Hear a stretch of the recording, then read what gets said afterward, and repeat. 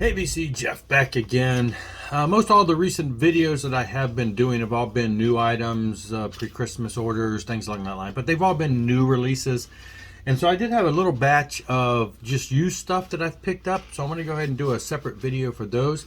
And this actually, some of these started off from around, I think it was the Christmas weekend. We had some, vacation days off there.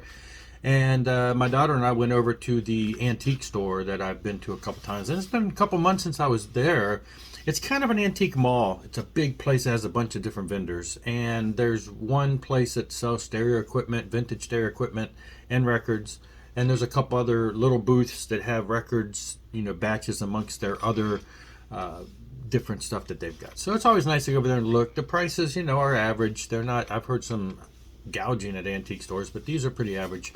And so I went in there, and nicely, the guy that has the store that's the records and stereo equipment, he does have a section, for hard rock and metal and punk, and then he's got just general rock, which is pretty much the majority. And he's got other sections too, jazz and rhythm and blues and rap and stuff like that. And then there is just a bulk of it's just your general rock.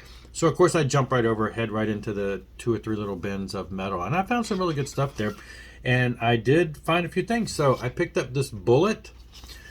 Now, I didn't know a whole lot about them. I've seen this cover, I don't think I've ever heard this. No Mercy, this is 1983. German metal band. I don't know what, if anything, I knew about them. It's kind of like one of those things where it's like, hey, it's the 80s and they look cool, and I've seen this cover and it definitely looks 80s metal.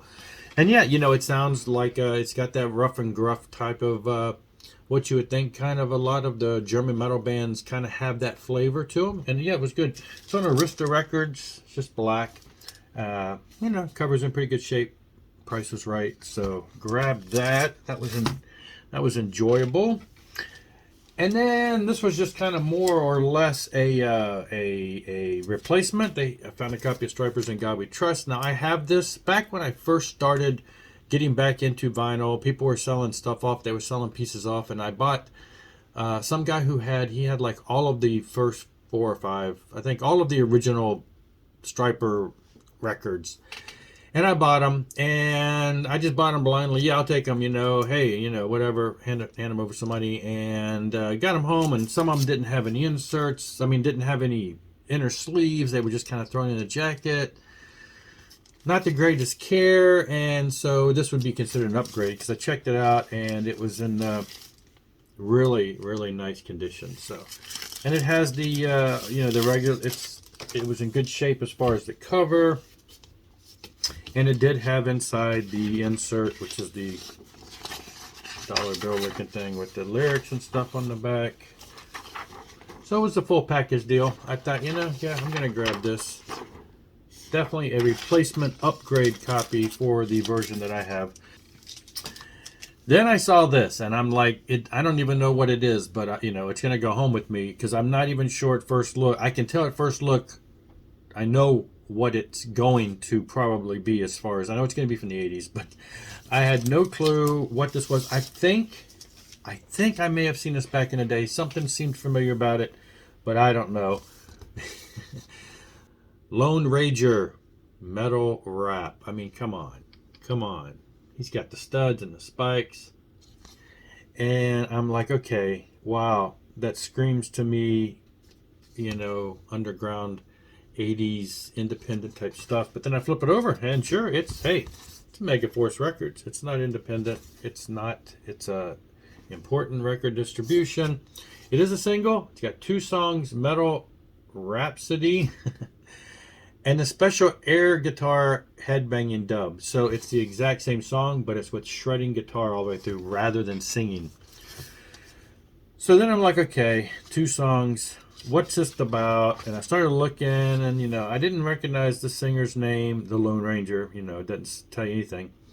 Lead guitar, Andy McDonald. I'm like, that sounds familiar, but not enough to give me any clues. And then I saw the rhythm, second lead in rhythm was Rock Feinstein, and I'm like, okay, I know him. He's a guy from the Rods and all kinds of New York bands. Oh, look, drums, Carl Kennedy, drummer for the Rods.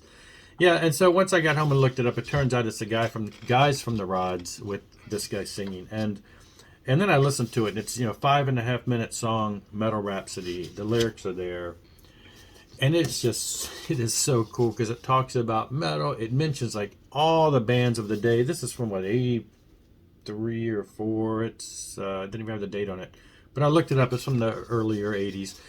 And they go through all the bands and they bring them all in. They talk about everybody, all of the different bands. It's really cool. And like you say, then it's on a silver label there. And then of course you flip it over and it's the same basic rhythm to the song, but there's just guitars playing through it, and that's even super cool too. So yes, a novelty act. Okay, it was recorded in 1984.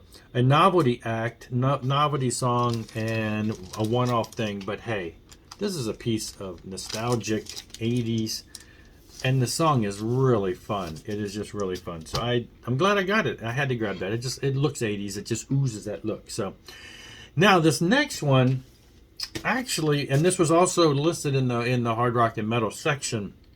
And it was in shrink wrap, and I'd never seen it before, and obviously I could think, well, this is most likely a bootleg. Come out, found out it is.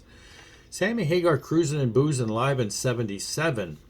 Now, I have some, live shows by him, and there's been all kinds of those live shows. Used to find them in the checkout line at Walmart for $5, in the bins for $2 or $3, where it's just like probably a independent and released concert radio broadcast. Well, that's kind of what this is. It is. It was in shrink wrap. It does say that it's prepared on 180 gram, rediscovered the sound of vinyl, live on vinyl series. It is a 2017 release, and it is unofficial, and you can't sell them on Discogs. But it looked really nice. It was done really well, and so I'm like, well, it was in shrink. It's a decent price for an album of this stature. It had an insert, photos, and story behind it. And so then I get back and I look at my collection. I don't have this particular show anywhere in the collection, but it has been reissued on CD at certain times, that other bootleggy type CDs, and so this is the first time it is on vinyl. So I grabbed that and gave it a listen, and it's that time frame when before he was really popular. Rock and Roll Weekend, Urban Gorilla, things from the first couple albums, Red, and he doesn't do any Monterey songs on here. But anyway, it was a good radio broadcast. Sounds really good, and it transferred really well to vinyl. The cover, kind of a grainy picture, but hey, altogether, pretty good situation. So then, I'm looking in the rock section. Now there's just so much of that, and I didn't have all day to sit around looking. I'm flipping, and I don't know, I guess I call it good fortune. I just happened to flip through it. They're kind of in alphabetic order, but not really. And I don't know, I just randomly was flipping, but this caught my eye, and it was funny because recently I've been in my Discogs cart looking to get it, because there's only 2 albums by this particular artist that I still need, and this was one of them. But every time I look at them on Discogs, they're not in great shape. They're good and beat up and ring wear, because the album is from the early 70s. But I found one there, and it's in amazing shape in my opinion. This is the first Myles album, Myles LeFevre. He went on in the late 70s, early 80s to become fairly large in the contemporary Christian market. Now, in the early days, his family, the LeFevres, were a gospel band, and he did sing some of that stuff. But then by the time the 70s rolled around, he kind of, went out there to do his own thing and kind of did the rock thing. But it was weird because even though his stuff was not of a Christian nature, he was kind of going through that, what he would say, the rebellious phase, I guess, of his life, doing the partying and stuff. He wrote songs that everybody from Elvis to other musicians, he was more of a songwriter. Then he started doing his own stuff. In this case, the band behind him, I believe, I was told, was some of the guys from the Atlantic Rhythm section. I think that's who they are. I have to go back and look. But this was the first album, 1970, and I need this one and then one of his other ones under the Myles LeFevre name, which was more of a solo. And like I said, it was in great condition. There's like no ring wear. The album itself was in really shiny. Yeah, so I'm like, okay, you know, it may have been a couple dollars more than online, but it was in way better shape than all the ones I had seen online. And so I grabbed it, and then I got home and gave it a spin. I've had this digitally for years, but it's been a while since I listened to it. And I put this on, and I'm just like, wow, that is just a really good kind of southern rockish at times. But then I also realized that on this album, the lyrics are very. He seems like he's still kind of very, gospel ship and a lot of gospel type songs as far as the lyrics.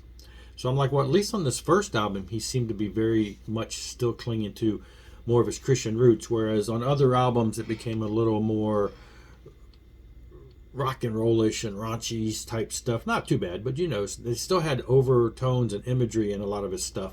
But on this one, it seemed to me like it was very much more religious in tone, but musically southern rock. That's stuff you would find in the 70s. And I just was like, wow, I don't know, revisiting on vinyl versus digital, it blew me away as a much better experience. Anyway, that's all for now. I'm going to keep this short if I can, and I will see you later. Rock on and rock hard.